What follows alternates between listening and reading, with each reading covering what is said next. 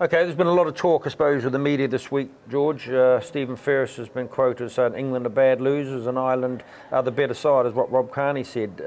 What's your thoughts on players delivering those sort of messages at the media the week before what a match? does bad loser mean? Ireland have been very critical of referees, for instance. Declan Kidney actually used the word disgust in an after-match interview. So I think increasingly players are and coaches are being critical of the referee. Is that bad losers? No, it's a different tradition from just taking your medicine and walking away. I don't think there are any particular bad losers in this championship. It's funny because a couple of people disagree. Catherine Colleen Baker says they are spot on. Ireland are the better side, and Ferris is so right. They are such bad losers in every sport and not just rugby. It's Paddy's days, and maybe we'll have the luck of the Irish. No matter how well they play on Saturday, I don't think they could top the French game, the best game we've seen Ireland play in years. Gone are the wooden spoon days. Well done, lads. Win, lose or draw, we're proud of you. Emmett O'Mahony follows up and says, do the talking on the pitch, boys, and let them whine away like mad after the match. First of all, it's moot whether we are better. It's actually moot whether England are better, because I think they're quite closely matched. I don't go for the losers thing at all. And bad losers. I just simply don't buy that. But I think this is a really tight call. We're very positive about our back row, for instance. If you were England, wouldn't you be pretty proud of your back row? I thought their back row was We're pretty proud of our fly half. If you were England, wouldn't you think your fly half was good?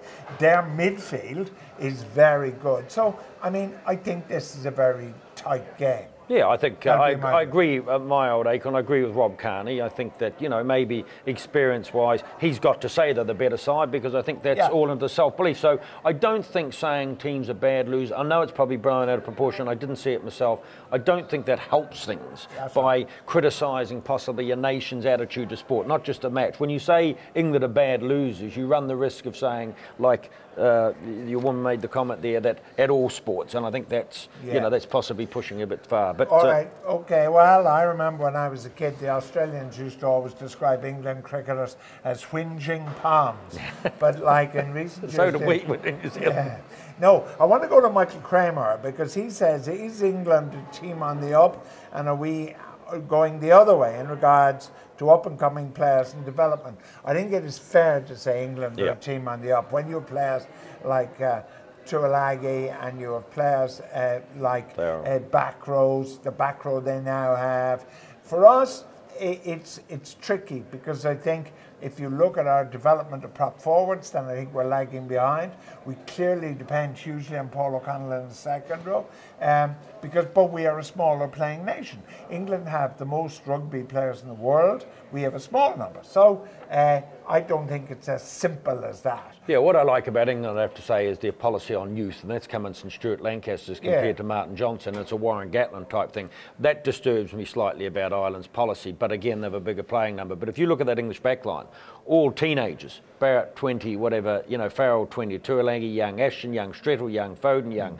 The problem with Ireland, as you say, is they've got to rely on the same players. And there's even talk, I suppose, Dave Wallace coming back, making the trip to to New Zealand in June. So there have been a few options thrown up. Peter O'Mahony has come in, obviously done well. Donica Ryan has done well. So that is the youth. But I would like to see some key positions, prop, midfield, that some of this youth is starting to come through. I watched Leinster the other night, the likes of O'Malley, Madigan, these young players, Fitzgerald's still there. We've got to be moving those through quicker, in my opinion. All right, I got this one because you want me to pronounce Dahi O'Culathon. He's probably a Kiwi. Would it have been better to stick with Peter O'Mahony, who did well at 7 against Scotland, rather than bringing back Sean O'Brien? This is a huge call. And Kidney, who's the only person that counts, has gone for the reliable back row. I'm not alone in thinking that O'Brien should move to 8 and O'Mahony should play at 7. Many distinguished ex-internationals have said that. I think this is an argument you actually can't win. Some people will want one kind of back row, others will want others. Yeah. I think it has real. This has a real chance of running on, this discussion. I think it'll only be unearthed or viewed in New Zealand, where I think you're right. I think Jamie Heslip, has been disappointing by his own high standards this season. Sean O'Brien, I've always fancied playing all three back row positions myself. Always fancied him as a number 8. I think he's better used with his power and his dynamism in that type of game. I think Omani did well at 7. So you're quite right. There was a moot argument for Ferris, O'Brien and Omani. I just think when Heslip is put up to it, as proved from Leinster against Leicester in that Heineken Cup run, he does have that ability to turn a big game. But the pressure is on him. For the first time maybe in his career, the pressure is now on with Omani there, with David Wallace coming back, with options in New Zealand.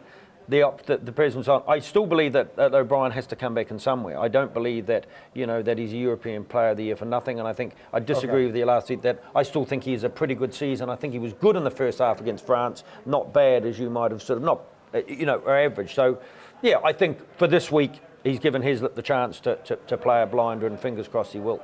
Now Edward Wilson says, when fully fit, Stephen Ferris is the world's best blindside.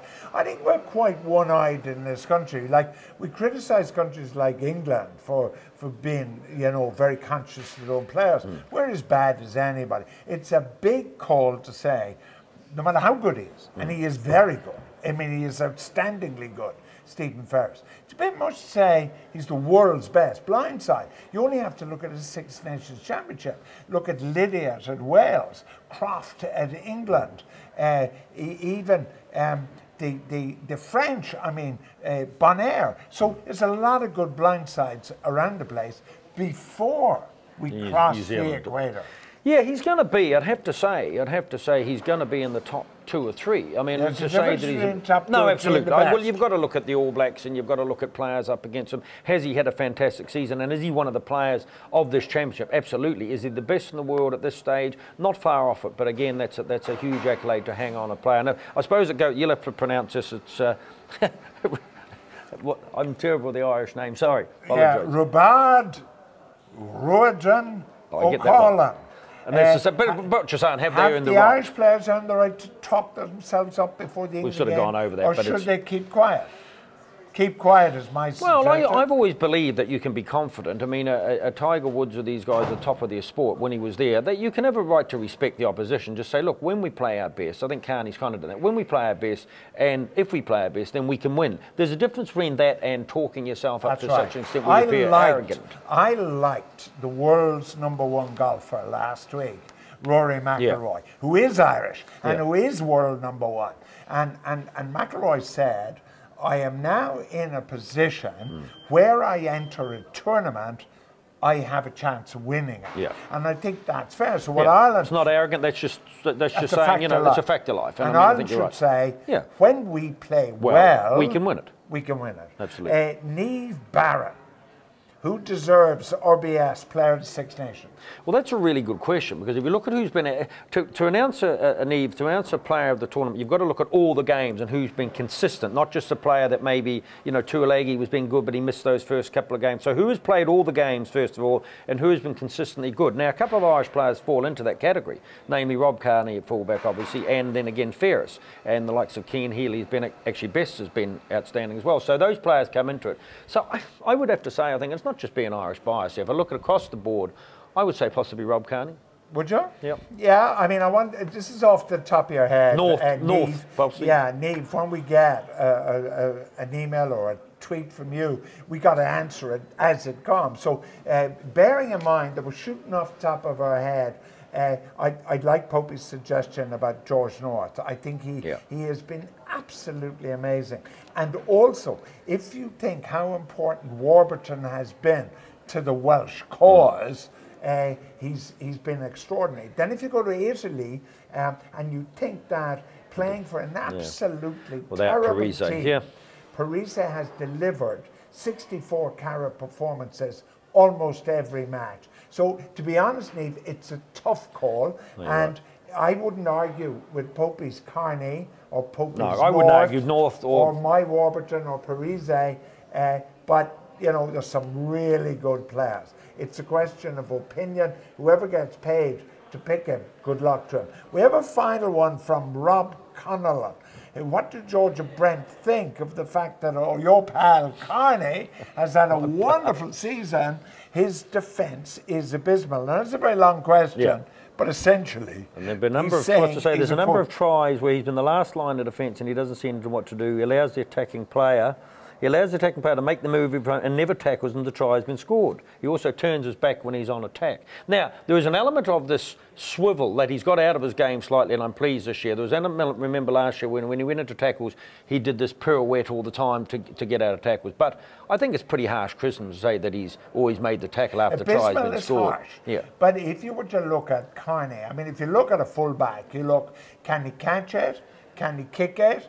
Can he counter-attack? Can he defend? They're probably the 4 key components of a fullback, right?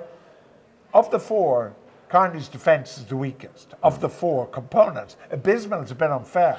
But if you look at some of the tries scored against Ireland, if you are being very critical on at least half of them, some of the great tackling fullbacks of the last 20 years might have stopped guys. He doesn't possess, I suggest, the kind of tackling as you see from Halfpenny, for instance. No. He doesn't possess that. No, he's not. He's never been, I don't think, in fairness to Rob himself, I don't think he's ever been a stop-on-the-dime tackler, meaning one of these guys that empties someone, but I think it's... Do they have dimes in New Zealand now that they stop on the dime? They used to have dimes, actually. Did they? But not before my time. I know they used to be able to get 8 wine gums for a cent. Really? All right. Well, listen, we just get off the wine gums for a moment because Sean Mara wants to know, who is your fashion icon?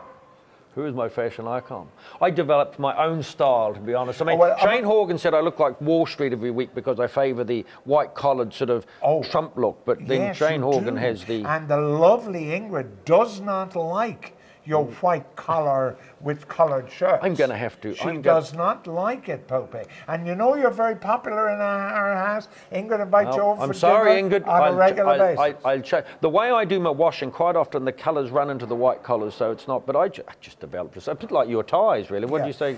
Explosion in the pizza shop. Carol Blake. Is George Hook infatuated with Pamela Anderson? Because he always mentions her. Am I infatuated with Pamela Anderson? You bet your bottom but dollar. She's infatuated with him, is the point. This is and didn't you rush down to... I met her, I rushed down. She was in, Brown Thomas. She was in Stephen's Green, and I rushed down and met her, got my picture taken with her, and she said she felt about me the way I felt about her. So watch this space. In that you had a bigger breast than she did. Opie, please. Amy Bow Coyne. Now, if you've got a listener called Amy Bow Coyne, question is, why is Tommy Bow so good looking? Well, I tell you what, this is where you should launch off into something in the 90s. Well, I don't know. I mean, I suppose, if you listen to girls speak, I suppose they've got a pecking order, which is the sort of Bows, the Carneys, but I mean, that's, Look, Amy, I want to tell you. Why didn't you say we were good-looking Amy's? Instead of going to young Tommy Bow. I want to tell you, because Popey doesn't know the history of Irish rugby. I want to tell you who was the best-looking rugby player of all time. Now well into his 70s, but he retains this magnificent head of red hair, this beautiful dress sense and way of walking. It was the wonderful Tony O'Reilly. He played for Ireland almost straight out of school, 18 years of age. He then went on the Lions tour to South Africa at 19. He was the first Irish rugby player to wear short shorts to show off his wonderful legs. And you know what? 6'3", 14.5 stone, playing on the wing. And more importantly, Tony O'Reilly wears white collared shirts. He does. There you go. He does. So Ingrid, apologise. Now John Gray finally says, is George related to the Stig? Who's that Stig? The Stig's the guy that drives the cars, on the program. He wears the helmet. Nobody's ever seen him. Oh. The Stig, he wears a white suit and he has a helmet, but no one ever saw him. You think George is related to him? No. All right, thank you all so much for your questions during this championship. Popey and I were delighted to read them out to you. In future, next year's Six Nations, or indeed whenever we next talk to you, if you send in your name, Oskelga, will you please, for Popey, in brackets, do it phonetically so he can handle it. He's got enormous difficulty. He's just learned Sean O'Brien. And can we, if there's any Māoris out there, can we please have a few questions from them when they send in their Maori name, just so George is going to have a bit of, or the Polynesian ones. So that'd be great. Balance things up. I've got to go. I've got to update my Pamela Anderson gallery on my webpage. Cheerio.